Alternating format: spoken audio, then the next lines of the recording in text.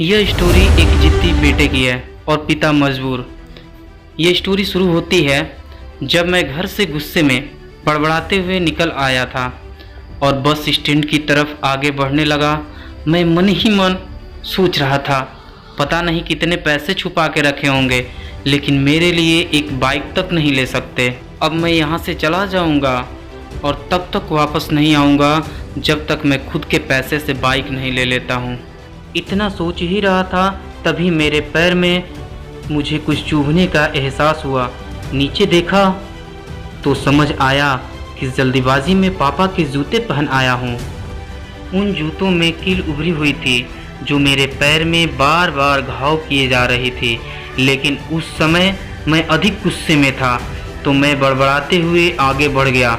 एकाएक मुझे याद आया कि मैं तो पापा का पर्स भी साथ में ले आया हूँ। ओह, मेरे खुराफाती दिमाग में एक ख्याल आया, क्यों ना आज पापा का पर्स चेक किया जाए, जिसे आज तक उन्होंने किसी को हाथ तक लगाने नहीं दिया था। पता नहीं कौन सा खजाना छुपा है इस पर्स में जो किसी को हाथ नहीं लगाने देते थे।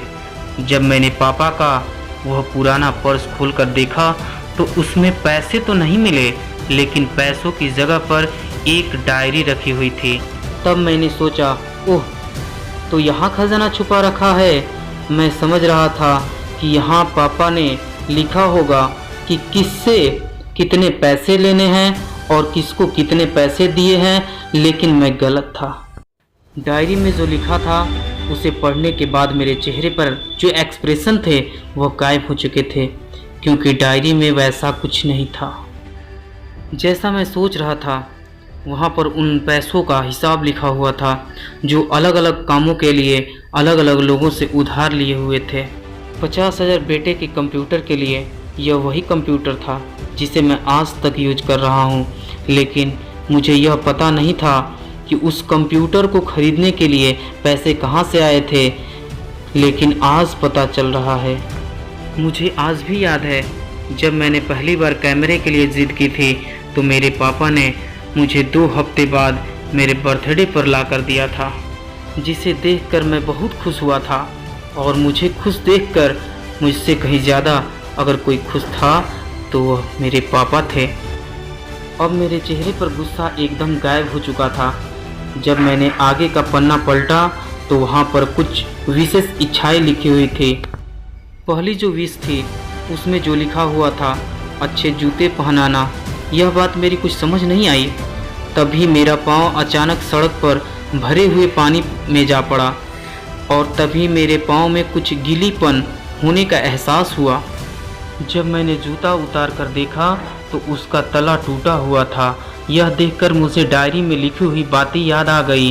तभी मुझे माँ पापा की कही हुई बातें भी याद आ रही थी कि कैसे माँ जब कहा करती थी पापा से, अब तो जूते पुराने हो गए हैं, ले लीजिए, तो पापा अक्सर यह कहकर टाल दिया करते थे, जूते अभी और चलेंगे, अभी कुछ दिन पहले ही तो लिए थे। मुझे आज समझ आ रहा था कि कितने दिन और चलेंगे। साथ ही साथ यह भी समझ आ रहा था कि पापा पर्स को क्यों छुपा कर रखे थे। तभी उस डायरी को पढ़ते हुए बस स्टैंड पर पड़ी बेंच पर आकर बैठ गया। अब उस डायरी का आखिरी पन्ना बचा हुआ था। उस पन्ने को जब मैंने पलट कर देखा तो वहाँ कल की डेट लिखी हुई थी। तारीख के नीचे लिखा हुआ था 50,000 रुपये बाइक के लिए। बस इतना पढ़ा ही हुआ था। दिमाग सन से हो गया। अब मेरे मन में कोई शिकवा गिला नहीं था, बस मेरी आंखों में आंसू चले जा रहे थे। मुझे आज तक नहीं पता तब मैं क्यों रोए जा रहे थे। अब मैं जल्दी से घर की तरफ भागा, लेकिन जूतों की वह कील पाँव में अब तक घाव बनाने में कामयाब हो चुकी थी। मैंने जूतों को रास्ते में ही निकाल कर फेंक दिया और भागते लड़खड़ाते हुए घर जा पहुंचा, लेकिन पापा घर पर नहीं थे। मैं समझ गया वह कहाँ थे। मैं सीधा पास वाली बाइक एजेंसी की तरफ भागा। पता नहीं आज कहाँ से इतनी ताकत आ गई थी कि मैं भागते हुए थक नहीं रहा था और वह भी बिना जूतों के नंगे। जैसे तैसे बाइक एजेंसी पर पहुंचा। पापा वहीं थे। मैंने पापा को दौड़कर गले लगा लिया और मेरी आंखों से आंसू रुकने का नाम ही नहीं ले रहे थे। पापा को समझ नहीं पा रहे थे आखिर हो क्या रहा है। मैं क्यों रो रहा हूँ? मैंने पापा से कहा, पापा मुझे मोटरसाइकिल नहीं चाहिए, आप अपने लिए जूते ले लीजिए। अब आज से मैं जो भी करूँगा अपनी मेहनत से और अपने बलबूतों पर पढ़ लिख कर करूँगा।